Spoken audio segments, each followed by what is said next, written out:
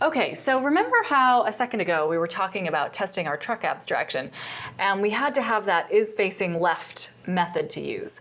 Well, that kind of hints at one of fundamental design principles when designing an abstraction, and that is actually testability, how testable your abstraction actually is.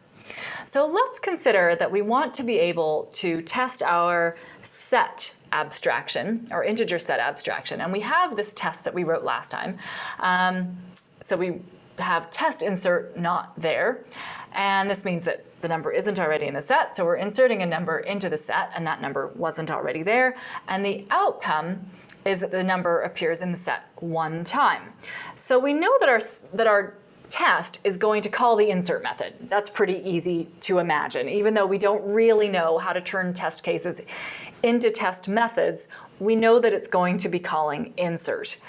But how are we going to write the checking of that method? How are we going to actually know that the method was successful, that the thing went into the set?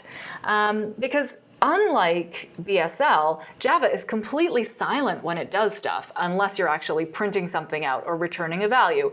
It would happily insert the number into the set, but then it would just kind of end and then nothing would happen. And unless you inspect what's happening inside of the set, you will never know what's happening inside of the set. It's not going to just print out its entire contents every single time. So remember that JUnit is basically an outside caller into this abstraction. So JUnit is only seeing the public interface of our abstraction, and it doesn't see anything that's happening inside. It can't check what's happening in here. It can't use any of the fields that are private to the abstraction. It can't do anything like that. All it can do is call the public methods. This is called black box testing. Basically, from the perspective of JUnit, our abstraction is a black box. So what we need to do is we need to provide public methods that we can then use in our tests so that JUnit can call them. So now we want to imagine what methods would help us accomplish the checking of this. We know that we're going to be inserting a number into the set, and that's going to be using this insert method. But then how do we check this outcome? We need to check that the number is in the set once.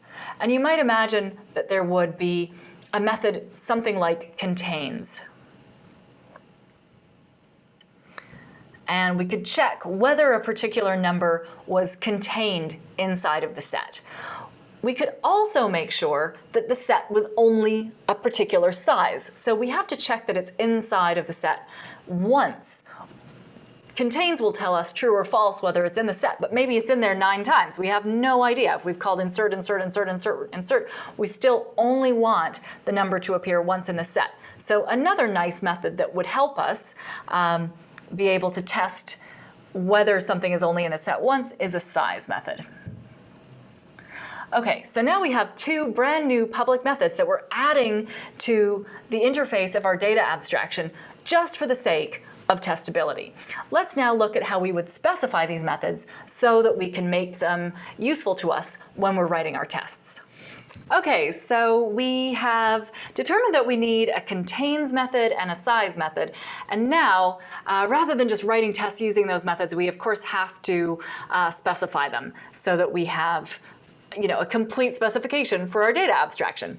So here are the basic signatures for these methods. I'm not going to get into those too deeply, but I am going to point out just a little thing, and that is that the contains method returns a Boolean. And the Boolean is so that we can use the contains return value in our assert true, assert false, assert equals, or mostly assert true, assert false statements. And this one returns an integer, which we can use in like assert equals. So if this equals 0, or this is greater than 0, or something like that. So these return values are going to be used in the tests that we write in the future. But now let's just quickly run through the specification of each of these methods. Neither of them require anything or modify anything, so we skip those 2 clauses and we jump straight to effects. So we can say effects, and then the effects are really, really obvious. So effects returns true if set contains num. And for this one, effects And this one we can really take a shortcut and just say returns size of the set, which seems a bit obvious, but still bears being written down. Okay, so now we have revisited our data abstraction specification, and we are ready to start turning our test cases into actual running tests.